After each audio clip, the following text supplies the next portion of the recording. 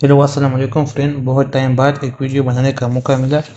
आज का वीडियो मैं बनाता हूँ about how to make sentence in German, यानी कि हम जर्मन में कैसे एक बेसिक सेंटेंस बनाएंगे।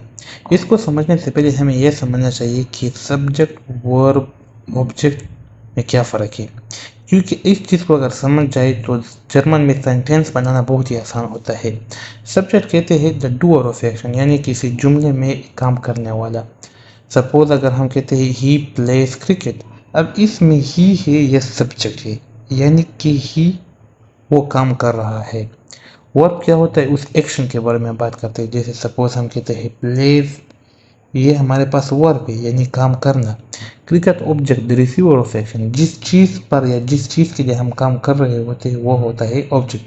फिर मेन चीज़ ये है कि इससे हम जर्मन में सेंटेंस बनाना समझ जाएंगे।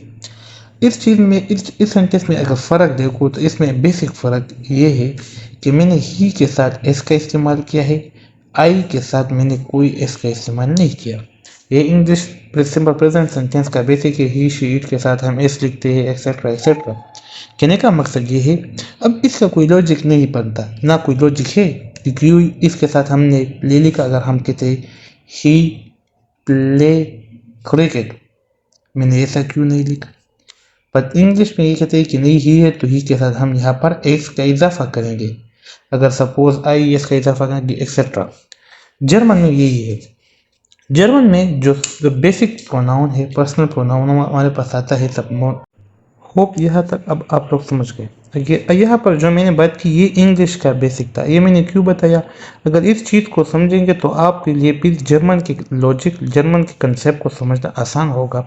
सपोज अगर हम अब जर्मन की बात करते हैं, जर्मन में अगर हम पर्सनल प्रोनाउन की बात करें, पर्सनल प्रोनाउन जैसे कि I we you he she it, I का जर्मन में जो पर्सनल प्रोनाउन है वो होता है इश, वी का विया, यू का दू, ही का या, शी का जी और इट का इस। अब इसके प्रोनाउंसिएशन को मत इग्नोर करें। सपोज यहाँ हम प्रोनाउंसिएशन नहीं डिस्कस कर रहे, हम यहाँ पर सेंटेंस बनाना डिस्कस कर रहे हैं।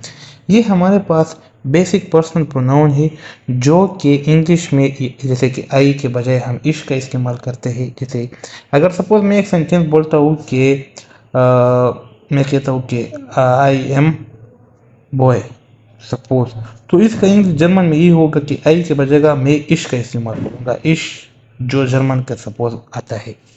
अब आता है, ये तो हो गया सब्जेक्ट की बात हो गई, हमारे सब्जेक्ट डिस्कस किया। दूसरा हमारे पास आता है वर्ब। वर्ब की बात करते हैं।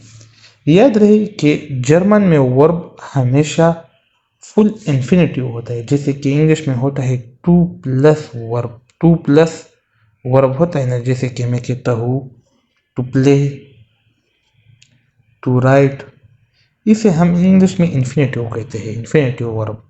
जर्मन में यही वर्ब होता है। जर्मन में आप इसे सपोज ऐसे भी समझ सकते हैं कि ये फुल फॉर्म ऑफ वर्ब है। जर्मन में एक वर्ब दो चीज़ें से मुश्तमिल है, जैसे कि इसमें होता है, सपोज मैं एक लिखता हूँ एक सिंपल वर्ड स्पीलन। स्पीलन, स्पीलन का मतलब ये है प्ले। स्पीलन जर्मन का वर्ब है जिसका मतलब है प्ले। इस तरह और भी सेंटेंस है। जर्मन में जो वर्ब होता है वो डिपेंड करता है दो चीज़ों पर। एक होता है इसका स्टेम, ये है इसका स्टेम रूट। दूसरा होता है एंडिंग। दूसरा हमारे पास सिंपल है कोहन। कोहन, कोहन का मतलब ये है जर्मन में टू कुक, टू कुक पकाना। अब इसमें भी सेम कंसेप्ट होता है। यहाँ पर भी अगर आप देखो तो ये हमारे पास स्टेम है या रूट है, ये एंडिंग होता है। जर्मन में ये ending according to subject change होता है। यही मेन कंसेप्ट है जो बार बार आपको रिपीट होगा। यही मेन जो एंडिंग है according to subject pronoun change होता है। मतलब सपोज मैं कहता हूँ कि या यह लिख के समझे कि इश के साथ जो वर्ब का एंडिंग होगा वो होगा सिर्फ ई का इस्तेमाल होगा। अगर सपोज मैं कहता हूँ आई प्ले क्रिकेट, ये एक मैंने सेंटेंस बोला, तो मैं लिखूंगा इसके बजाय ये इश स्पीले क्रिकेट। सपोज यहाँ पर आप क्रिकेट ही कर ले आसानी के लिए। इश स्पीले क्रिकेट, मैं क्रिकेट खेलता हूँ, जर्मन में मैंने बनाया। अब जर्मन में आप देखिए मैंने इश का इस्तेमाल किया और वर्ब जो पूरा वर्ब हमारे पास आता है स्पीलन, मैंने सिर्फ स्पीले लिखा है। क्यों? क्योंकि इश के साथ जो वर्ब जर्मन का जो एंडिंग है वो ई होता है। ई का मतलब ये है कि हर वर्ब के साथ हम सिर्फ ई का इस्तेमाल करेंगे। अगर मैं कहता हूँ कि अगर मैं सपोज लिखता हूँ कि आई कुक पिज्जा मिसाल के तौर पर, तो मैं लिख सकता हूँ कि इश, मैंने सब्जेक्ट लिखा, कोख हमारे पास वर्ब क्या आता है कोहन, तो इसका मैं क्या लिखूंगा, सिर्फ एन को रिमूव से लिखूंगा, कोखे पिज्जा। बहुत बेसिक है। मैंने सिर्फ क्या किया, वर्ब के साथ सेम के साथ सिर्फ ई का एडिशन किया।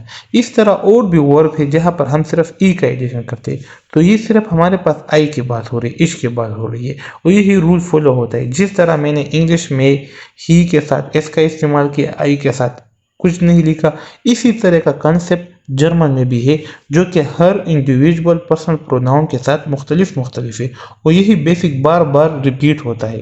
Hope you understand this.